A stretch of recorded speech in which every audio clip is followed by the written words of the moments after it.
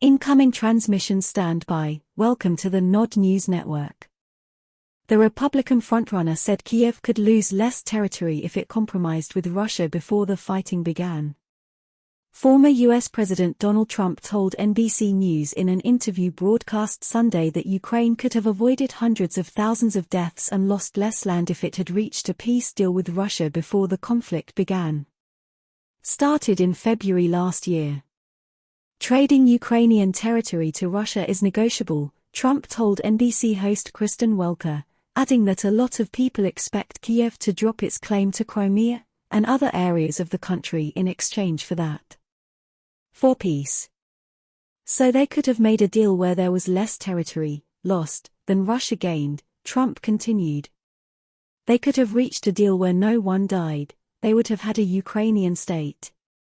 Today, no one even knows whether Ukraine will be completely conquered. By mentioning other parts of the country, Trump may be referring to the Donetsk and Lugansk People's Republics, whose sovereignty was recognized by Russian President Vladimir Putin 3 days before the start of the country's military operations. Russia in Ukraine. Following a referendum last September, both regions have now joined the Russian Federation, along with the former Ukrainian territories of Kherson and Zaporozhye. Crimea voted to join Russia in 2014. Trump then reaffirmed that if elected next year, he would reach a peace agreement within 24 hours. I will invite Russian President Vladimir Putin into the room, I will invite Ukrainian President Vladimir Zelensky into the room, and then I will bring them together and come to an agreement, he told Welker. It would have been easier if the war had not broken out and, above all, hundreds of thousands of people would have survived, he emphasized. But I can do it and I can do it quickly. Trump later claimed that he had prevented Ukraine and Russia from doing anything during his presidency, arguing that the low oil prices that characterized his tenure in the White House would make Russia, one of the main oil exporters, had to pay too high a price. Funding the military. Work.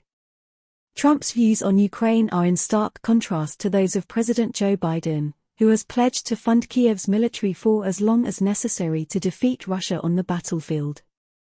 With the exception of businessman Vivek Ramaswamy, all of Trump's Republican opponents support some form of continued military aid to Ukraine. Among them is Trump's former vice president, Mike Pence. Speaking to CNN on Sunday, Mr. Pence accused Mr. Trump of embracing appeasement and letting Vladimir Putin get what he wants. This has been the Nod News Network, transmission complete.